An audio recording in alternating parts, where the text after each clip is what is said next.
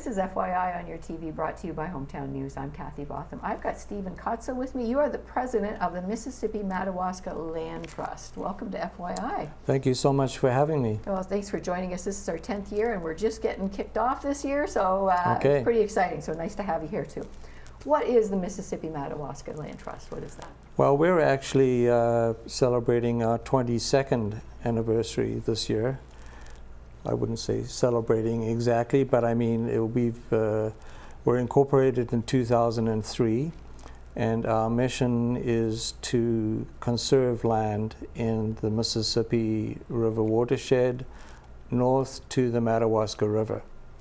So it's a very large area, and we have in fact a dual mission, not only to conserve properties and to foster nature and allow natural processes to evolve on lands, but also to engage people with nature. So we have currently 15 properties throughout the area, and a number of these have public trails on them. Probably the most well-known is Blueberry Mountain, which you may have heard of. It's one of the 7 wonders of Lanark County. Yes. And it's up on the northern end of the county. Blueberry Mountain, it's a private property, but we steward that property, and it is open to the public, and we encourage people to go and enjoy the beautiful view from the top of the mountain there, and it's stunning, particularly at this time of year when the fall colors are full. So we actually have a walk that we are promoting. It's on the 18th of October. Up at Blueberry Mountain, but people can go there anytime. The other most frequently visited property is called High Lonesome Nature Reserve, and it's just near Pakenham, and that has trails on it, so people can go walk there and enjoy the beautiful country and the nature trails. Another property is the Poole Family Nature Reserve, which is near Innisville, and that property is about 110 acres. Also has public trails on it. So there's a variety. Not all of the properties are open to the public because some of them are a little bit more sensitive, and sometimes the wishes of the landowner or the people who have donated the property to us are such that they would rather not have a lot of human traffic on the property. Right. So we have a mix. Okay, like when you say conserve and maintain these properties, that would be part of it, is just keeping people off of it. Well, yeah, we don't really have to do very much. Basically, we just, we have minimal human interference on the property. So we just allow nature to take over and to do its thing and to evolve and let the trees grow and the little critters live and,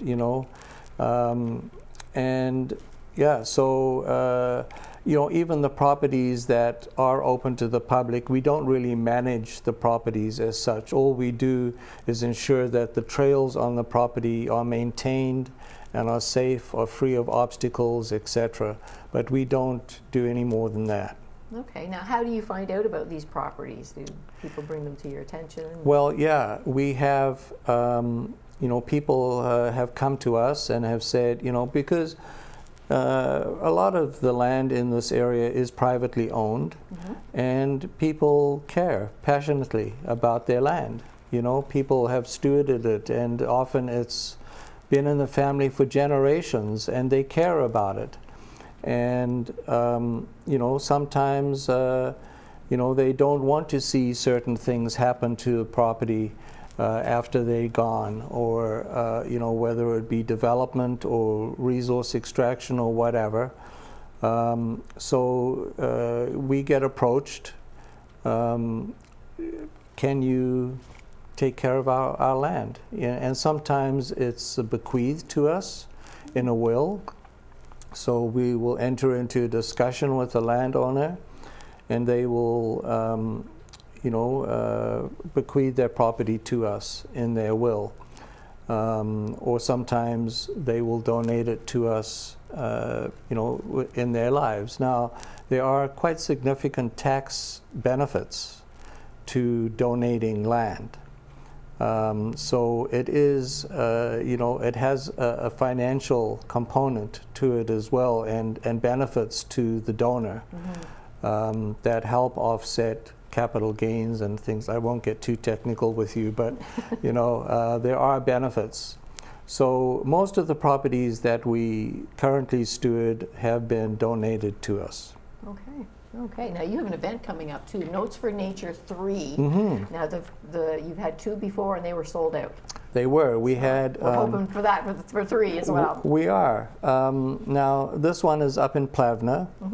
And the reason that we chose Plevna is because we do have properties in that area. Right. There are actually 3 properties and soon to be 4 in that area. In fact, we just purchased a property on the Madawaska Road, which is just north of Plevna. It closed on August 29th. And there is another property just a couple kilometers down the road from that one that's closing the 29th of this month. Wow. So the first one is a 308 acre property, beautiful property, mature maples mostly. The second property is a mix featuring a wetland and some high ridges on both sides.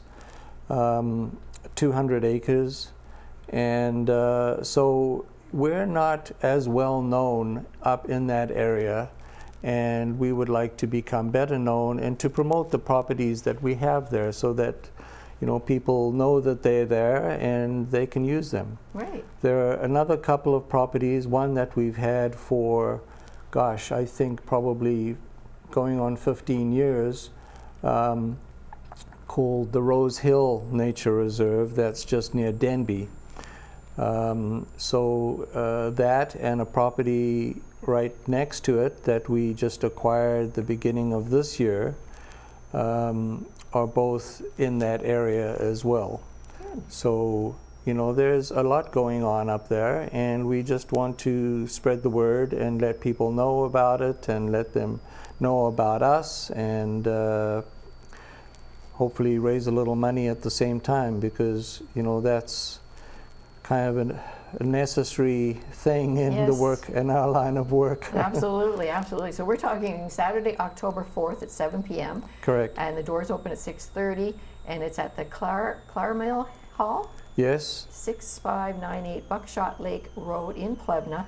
Yeah. There's 2 bands playing. You're part of one of the bands as well. I am actually, yeah. So the whole thing was a brainchild of Rob Rayner, who's a director with the Land Trust. And he and his musical partner, David Ramsden, offered to do a benefit for the Land Trust. And this was last year. And I said to them, do you need a mandolin player? And they said, yeah, sure, so we got together and pulled in a couple of other people, and we played to a sold-out crowd in the Mabley Community Hall last June. Then we organized a follow-up event in Almont this past June. That was also sold out. Wow. So, we're wanting to keep it going, and this time we're very fortunate to have playing a second set, a group called Tripod, which is the family of Terry Tufts, Catherine Briggs, and Elle Tufts. They are a fantastic trio. They're family, so they blend beautifully together. Right. And Terry is a renowned guitarist. He is absolutely phenomenal, and that alone is worth the ticket price. There you go. Yeah. There you go. So once again, that is Saturday, October 4th. Starts at 7 o'clock. The doors open at 6:30. Where do you get tickets? So you get tickets by going online to the Land Trust website, which is mmlt.ca. And there is a link there to an events page, and this will pop up for you, and you can buy tickets online. Okay, and so for more information about the Mississippi Madawaska Land Trust, how do they get a hold of you? Well, the same thing. Same thing, We yeah. go to the website. There's a lot of information on there about who we are, what we do, about all our properties, where they are. There's a map. There are links to a couple of interesting reports. One is an impact report, which outlines the impact of the work that we do. It's quite fascinating, actually.